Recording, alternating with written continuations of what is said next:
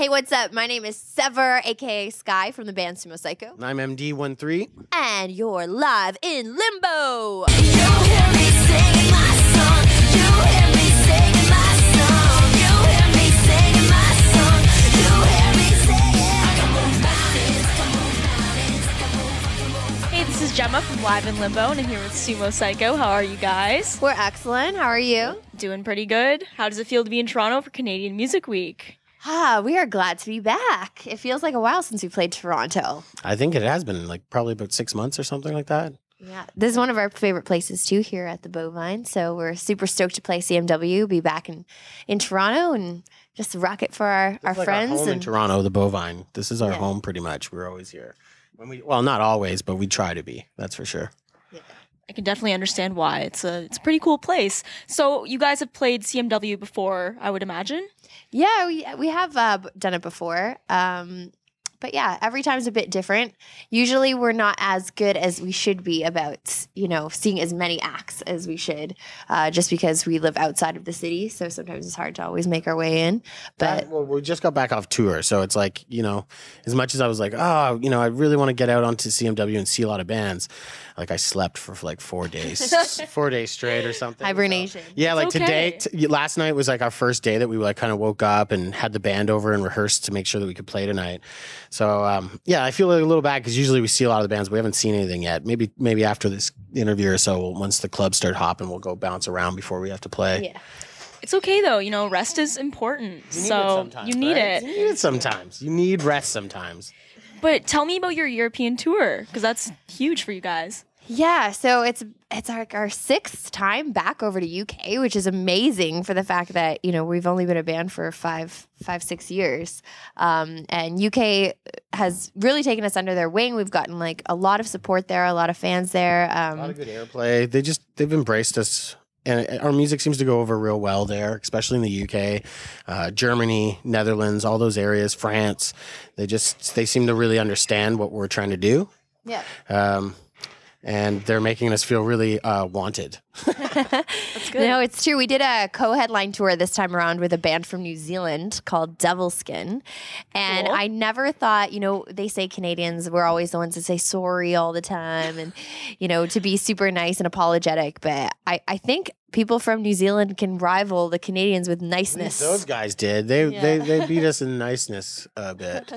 They were like offering to like carry my bag, and they'd be like, "No, I'm carrying your bag," and then they'd be like, "No, I'm carrying your bag." We're actually getting in fights about who's gonna. It became a competition to see who was going to unload faster than each other. I'm like, because they were grabbing all our gear. I'm like, I don't know. They won the battle though. Yeah, they're super nice. people. Yeah, we had a lot of fun, and Jenny, who's the singer, also had a newborn with her, only like 6 or 7 months old. So there's a major girl power happening, That's mothering hardcore. as well as being a rock star. So Jenny killed it, and yeah, we made some great friends on that tour. That's good. Yeah. Do you have like a favorite memory, perhaps? I know it's probably hard to pick, I mean, but like all the shows that we did 24 shows I think or something, and like every show was pretty much epic and really good. All the bands we played with were awesome.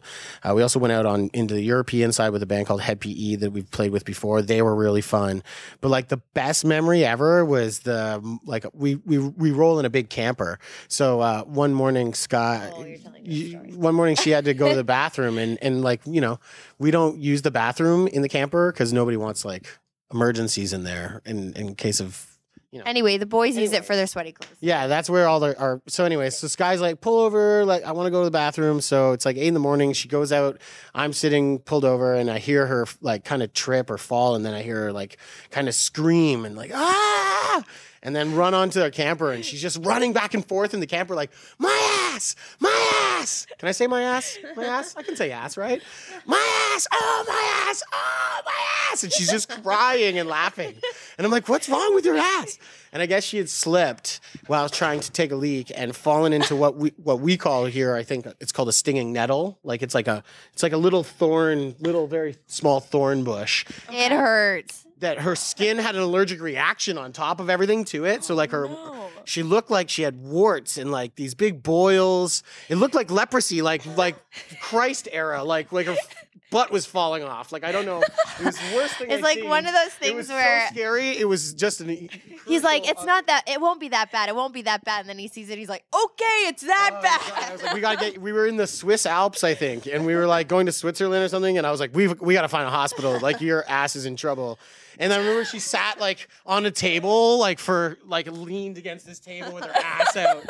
For like 6-hour drive because she couldn't sit, and we were pouring water on it. Like she's at the side of the road with her pants out, and cars are honking. Anybody who Easily thinks the best- that touring is easily the best glamorous, moment in it tour. is not glamorous. This kind of stuff happens, and yeah, it's, Easily the best moment though. That was my favorite. it was painful. It only lasted for 24 hours. So you're okay now. I'm okay. I'm Like, okay. wrath of Okay. God Good. infected her ass. It was amazing. Sorry. Well, I'm really happy you're okay. Yeah, you asked for a story, and there you go. So you guys just released your latest album on March Yeah. 31st, Opus. Yeah, Opus Tell me Mar. about that. Yeah, so a lot of work. About over a year and a half, we had an awesome pledge campaign where a lot of our supporters helped us fund the recording of the record, and we were able to let in a new member of our Cyco team, James Larocque-Lockery, who actually is out of UK. So we produced it and recorded it all here in Canada and sent it over to him, and it was kind of a new experience working with someone outside of our. He did like co-production and mixing with us, and back and forth over internet. So it was really interesting. And for the first time we'd ever worked with somebody and really let them in our door. But it was really creative and really fun and interesting. And the band, I think I like this one more than our first one. I'm happy with it, and I think James did a great job. So yeah, that was very cool. Yeah, for anyone that doesn't know, the title Opus Mar refers to a train here in Cyco City. We live in this crazy world called Cyco City. That's and, cool. I just live in Toronto area. That's where I live. She lives in this crazy weird world that she just pulls me into all the time. well, a lot of our fans live there too, so you have to come to Cyco City and check it all out. But that's a lot of our record deals with like a lot of different topics, and then I kind of relate it to this train, being on a train, kind of going through, barreling through society. Like society is this train, and it's barreling through the world, and nothing's stopping it in its way and its path. It's super powerful, and it's just polluting as it goes. I'm trying to make these like music videos. They're on a train as well, and we've built all these we build all our own sets for this stuff. So it's starting to come along. We're almost done video 3, I think. Video 3 is cool because it features one of our pledgers from Germany named Lars, who flew in all the way from Germany to be in a music video with us. Wow. And he had never dressed up in his life before. And if anyone knows our videos, we dress everybody up and did full-on makeup on him and everything. He's never even dressed up for Halloween. So it was a very new experience. But he did an amazing job. He was like acting his heart out. And he also got to write a song with us while he was over here. And he's like... It's all part of the pledge stuff. All the like that kind of stuff just helped us build a record. So he really did help us actually build the record. So he's thanked in the album credits because he pledged so many times. And next month we're going to do a Skype call with his class because he's a teacher. Oh, that's awesome. So yeah, it's going to be really fun. He's trying to teach his German kids English through our record right now. And I sick. tried to say to that, like, she's a really good songwriter, but her there's a lot of slang in her writing. So like, I'm like, I don't know if you want to teach the kids all this, it's just not what I would consider a good teaching album, like necessarily like grammar wise, but anyway. What were some of the other musical influences for the album? Well, mostly when people ask me that question, I say it was mostly influenced by the fact that we were playing live so much, in and out of touring while we were writing. And so a lot of the time we would think about what kind of would go over live really well, and having a lot of dynamics. We really like to have peaks and valleys, not just like hitting everyone over the head with a bat. You do that at the beginning, but then you got to like soothe them and make them feel wanted. And then you hit them over the head with the bat. I'm just saying with dynamics. Listen to this person. Is that not a good example? What example do you There's have? nothing soothing about us. I'm just saying there's dynamics, but there's nothing soothing. Don't What use the about word taking soothing. them into Don't listen to her. a No hot word tub soothing. of It's nothing soothing. a hot tub of Soothingness? no, like a hot tub of Jello? Yeah, it's not happening. What analogies would you use to describe our sound other than words that describe types of music? What? I'm turning into the interviewer. No. Yeah, why don't you let Gemma talk? I'm cool with it. I'm cool with All it. I'm saying is that for most of the time, we don't necessarily like to think of genres of music as describing our sound. More so, I like to describe it as like what it would feel like if a cheerleader murdered you, or what it would feel like if you were whacked over the head with a bat and then in a soothing hot tub of In the Jello. record store, when they say genres, it says rock, heavy rock, rap, and then it says like a cheerleader killed you at prom or something. This guy's got her own idea. I think it describes it in a faster, more concise manner than to try to describe every single genre that has influenced us, because that's like a long list. It's pretty much You were a toad and you got run over really fast. yeah, something like that. You just explode. Exploding toad section of the record store. Sorry, Gemma. Next We're record. going all Next good. record. It's cool. Next record is It's called fun. Exploding Toad. We'll be waiting. So just What's one last going question on? here. Yeah. So you put out the first album, good response, and people are kind of waiting on that second one. And I'm sure that's kind of nerve-wracking, putting out your second album. So like, what was it like just putting out the second album?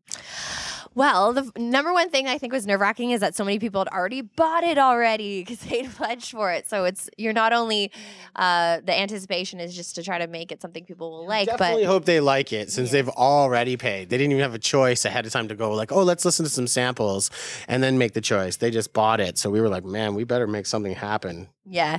But I think for us, like we put out our first single of the record and got a really great response to it called Anti-Anthem. Put that out last year and it went really, really well. And so I was kind of feeling like people would kind of get the vibe of what we're going for. And then we hit them with my favorite track, which is the collaboration with Benji Webb, who is from a band called Skin Dread.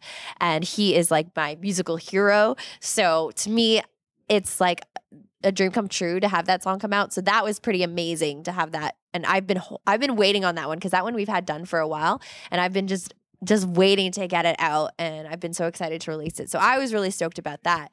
So I think that the rest of the album is just like gravy on top because we were getting such like a great response and getting new people into us because of the Skin Dread collab and being on tour when we put out Anti-Anthem last year. We were in Europe and we were getting really great crowd participation with the songs that a lot of people had never heard before. So That's what helped us write the second record for sure. Is Moo Mountains we wrote before the rest of the record was done. So we, watching kids involve themselves with the song live made us think about how we're going to write the rest of the record. That's for sure. Yeah. That makes sense. Yeah. Okay. That makes sense. Yeah. And where can people listen to the album?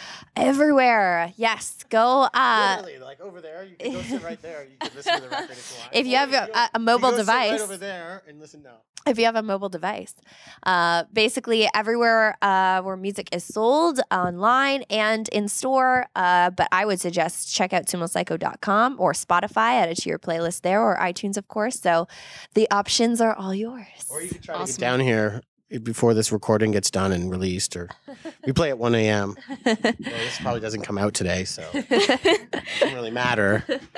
Guys, thanks so much for hanging out. This was so much fun. Oh, thanks, Gemma. Thanks, we Gemma. appreciate it. Yeah. Appreciate it. I'm Gemma, and you are live in Limbo.